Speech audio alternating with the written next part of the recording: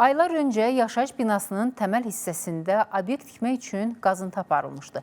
Lakin sakinlərin etdiyi müraciətlər əsasında binanı qəzalı vəziyyətə salan şəxslər xəbərdarlıq edildikdən sonra zirzəmini əvvəlki vəziyyətinə qaytardı. Qaynar xəttimizə yenidən müraciət edən şikayətçilər deyir ki, hazırda sözü gedən bina təhlükə ilə üz-üzədir.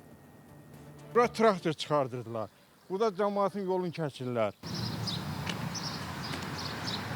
Xırdalan sakinləri yenə də Qalibiyyə 39 ünvanındakı vəziyyətdən şikayətçidirlər. Çünki bir müddət öncə qarşısı alınan qanunsuz tikili yenidən peyda olub. Artıq asışına da hazırlıq gedir. Bir neçə ay öncə bu binanın daşıyıcı divarları zədələnərək torpaq qatı çıxarılıb, obyekt tikilməsinə cəhd olunmuşdur. Lakin həmin vaxt məsələ ictimailəşdiyi üçün Abşeron rayon İcra Hakimiyyətindən binanın daşıyıcı divarların torpaq qatı qaytarılaraq əvvəlki vəziyyətinə gətirilmişdi. Lakin görünən odur ki, sonradan hansısa sehirli çubuq işə düşərək obyektin tikilməyinə nail olub. Görəsən, qaydaları heçə sayan bu obyektin sahibinə hansı qurum göz yumur? Niyə binanı zədələyirsiniz? Niyə binanı qəzalı vəziyyətə salırsınız? Qanunları heçə sayırsınız? Nə qarsan elə gəlsin tapın. Kim deyəsin? Gəlsin tapın, sənədləşdirin. Rayonun rəhbərliyidir. Bahara baxır, bu bir deyil, iki deyil. 4 ildir, 5 ildir burada iş gedir. Bu işlər gedir. Həmin vaxt aparılan qanunsuz işlərə aidiyyəti qurumlar müdaxilə etmişdi. Obyektin tikintisinin qarşısı alınmaqla yanaşı sahibkara ciddi xəbərdarlıq da edilib. Qazmışım ben. Nə məqsədlə qazmısınız? Binamın altında sudur. 2 metr sudur. Suyu çıxartmaq şərtində. Burada nə kimi qazdınız buranı? Bu siz yaşayış binasının altında nəyə kim icazə verdi ki, siz qazdınız? Heç kim icazə vermir. Şikayətçilər deyir ki, binada təhlükə yalnız bu obyektlərə yekunlaşmır. Binanın zirzəmisinin təyinatı bütövlüklə dəyişib və obyektlərlə əvəzlənib.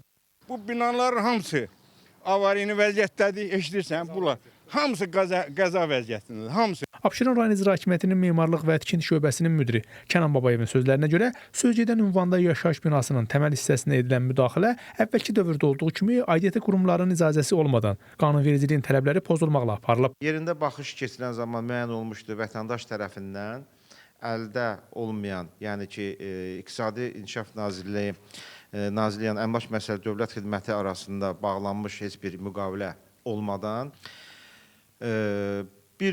bu yaxınlarda yenə həmən ünvanla bağlı yenə təkrarən şikayətlər daxil olmuşdu və tərəfimizdən yenə dediyim ki, mövcud qanunverici tələblərinə uyğun olaraq aidiyyəti üzrə Dövlət Şəhərsalma Arxitektura Komitəsinə, Fövqəladə Halların Tikinti Dövlət Nəzarət Agentliyinə və Əmlak Məsələ Dövlət Xidmətinə bu tikinti barəsində müraciətlər olmuşdu.